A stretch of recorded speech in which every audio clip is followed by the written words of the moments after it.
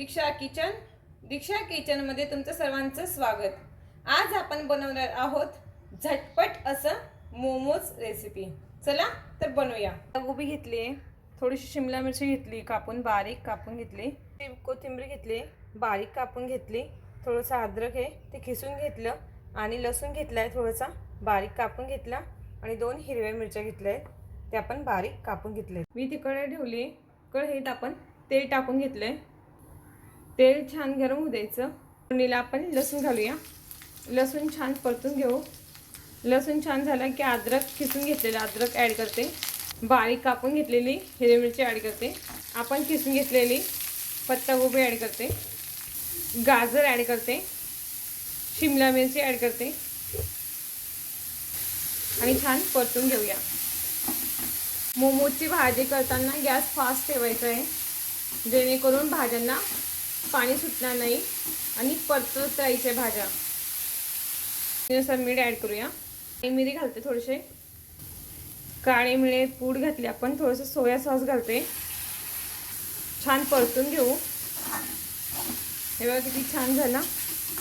आपल्या भाजीला पाणी अजिबात नाही सुटलं। फास्ट गॅसवर भाजी केली म्हणून पाणी नाही सुटलं, बारीक गॅसवर केली असते तर पाणी सुटलं असतं। गॅस बंद करताना वरतून थोडीशी कोथिंबीर ॲड करते। आपण भाजी काढून घेऊ आणि थंड होऊ देऊ। मी इथे मैदा घेतलाय, थोडंसं तेलाचं मोहन घालते, चवीनुसार थोडंसं मीठ ॲड करूया आणि एकजीव करून घेऊया।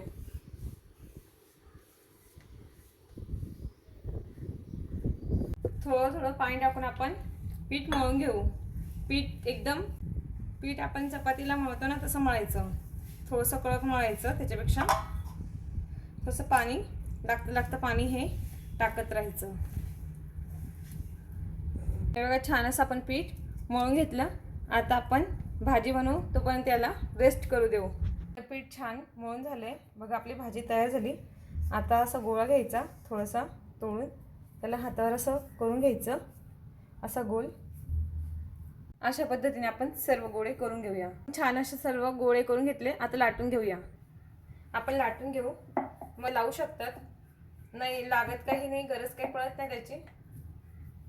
आपण छान असं लाटून घेतलंय। आपण लाटलेल्या याच्यात सारण भरून घेऊया। हे बघा एकच साईडने घ्यायचं। आपण आता याच्या प्लेटी करून घेणार आहेत। हे बघा अशा